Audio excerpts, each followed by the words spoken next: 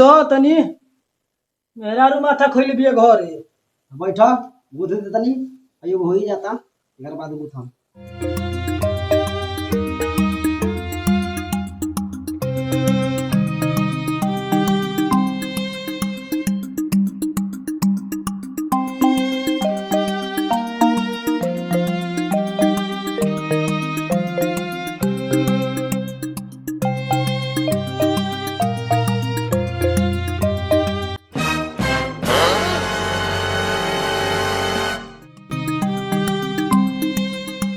ना गुथैलो अभी कितना देरी करबो अब के तो गुथने तार लेके वाले गई ना लइका बा तब का लइका बा तो ट्यूशन गइल बा पढ़े जहुआ तो लगा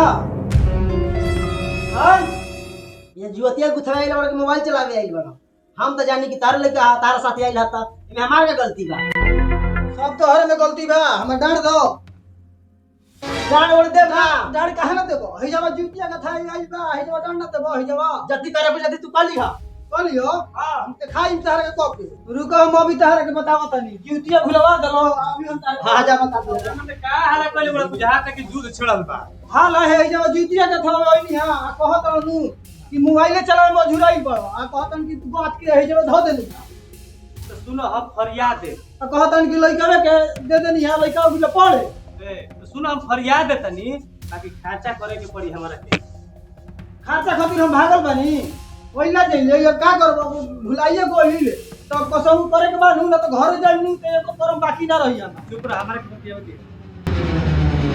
काहे हो जब तहारा से भुलाई तो तू ही नु डार दे भाई क्या के अच्छा इला दलाली करे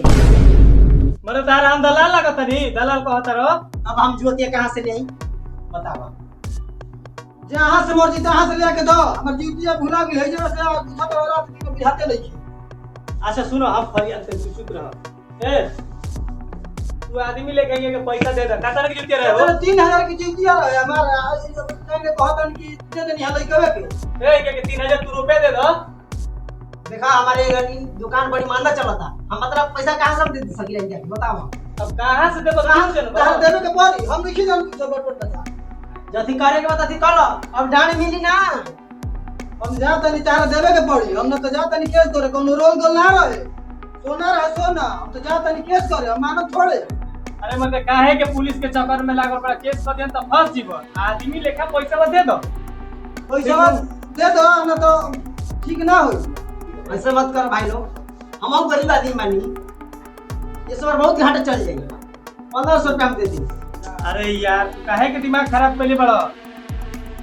हम 1 रुपया कम ना ले हो जुतिया बनाओ मैंने बुझात रहिए अरे मर्दे जब नइखे आदमी माना त आखिर ओकर के देवे के पड़ी नु आदमी लेखा दे दो काहे गोलियस कइले बड़ा तो ठीक बा हम जाता नहीं घर से लेके आवे 1500 रुपया दे दी जा जल्दी लेके आवो जा जल्दी जल्दी जल्दी जा झोरा जे रहता जा अरे मर्दे अब आई ना कहां कोई इनका का सतवन बबू देखा सताई थी जहां तक लेके भाग गेलो आओ थलो आवे आवे आओ थलो आ जा